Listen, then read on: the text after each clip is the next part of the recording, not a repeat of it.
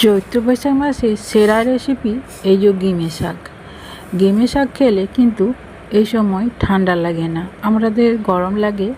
আমরা প্রচুর গায়ে জল মাখি, তাছাড়া কুলার, এসি এসব ব্যবহার করি। এই যদি গিমে শাক আমরা রান্না করে খাই তাহলে কিন্তু ঠান্ডা লাগবে না। হ্যালো বন্ধুরা, আমি সুলতার হেসেলে তোমাদের সবাইকে ওয়েলকাম। আমার এই গিমে শাকের রেসিপিটা তোমরা দেখে যদি আমার রান্নার পদ্ধতিটা ভালো লাগে তো প্লিজ তোমরা এইভাবে একবার বানিয়ে খেও। আর গিমে শাক বাছাটা দেখো, আমি তোমাদের দেখিয়ে দিচ্ছি।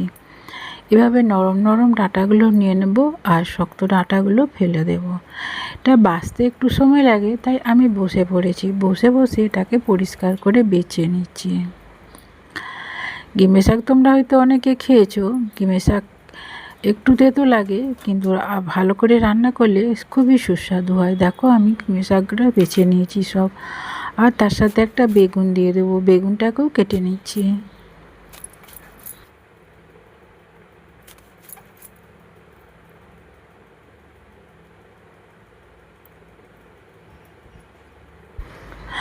বেগুনটাকেও আমি এরকম কুচি কুচি করে কেটে নিচ্ছি।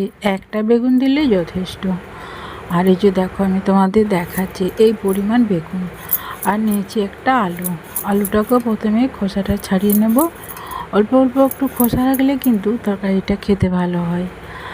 তারপর আলুটাকেও ঠিক বেগুনের মতন এরকম কুচি কুচি করে কেটে নিয়েছি। ঠিক ডুমকো ডুমকো থাকবে, খুব বেশি কুচি করা চলবে না। আর দেখো এখানে আমি কিছু মশলা নিয়ে নিয়েছি। লঙ্কা নিয়েছি, আদা আর হাফ চামচ সর্ষে। আদা এইটাকে আমি বেটে নেবো। শিলে বেটে এই তরকারিটা রান্না করলে খুব ভালো হয়।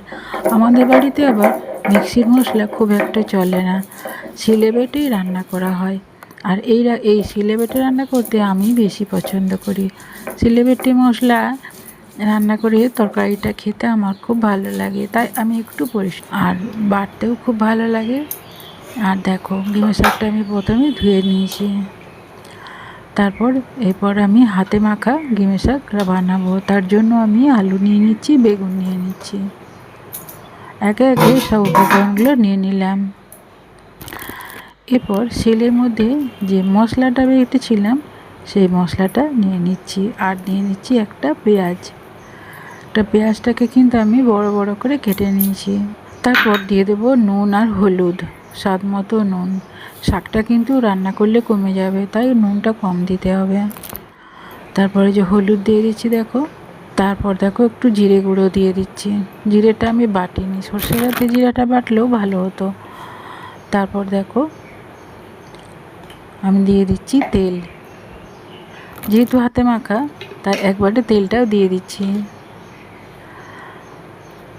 দিয়ে দেখো এরপর এটাকে আমি মাখাবো। সব উপকরণগুলো দেওয়া হয়ে গেছে, চলো এরপর এটাকে আমি মেখে নিই। একটু টিপে টিপে মাখবো যাতে নুন মশলাগুলো সব সবজি গায়ে খুব ভালো করে মেখে লেগে থাকে। আর তেলটাও আর লঙ্কা তো বেটে দিয়েছি, তোমরা যদি একটু ঝাল পছন্দ করো তাহলে আরেকটু লঙ্কা দিয়ে দিতে পারো। আর এই গ্যাসের ক্রাইসিসের যুগে আর এত প্রচণ্ড গরম, তাই বাটি করে না করে আমি প্রেসারে দিয়ে দিচ্ছি। আর জল টল দেবো না, এই থালাটা ধুয়ে সামান্য একটু দিয়ে দেবো।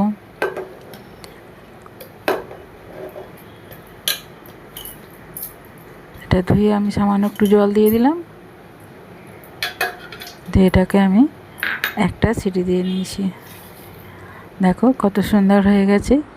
এর উপরে একটু কাঁচা সর্ষের তেল আর দুটো কাঁচা লঙ্কা, তার সাথে গরম ভাত। এই গরমকালের মধ্যে গিমে শাকের এই রেসিপিটা থাকলে আর কিছু লাগে না।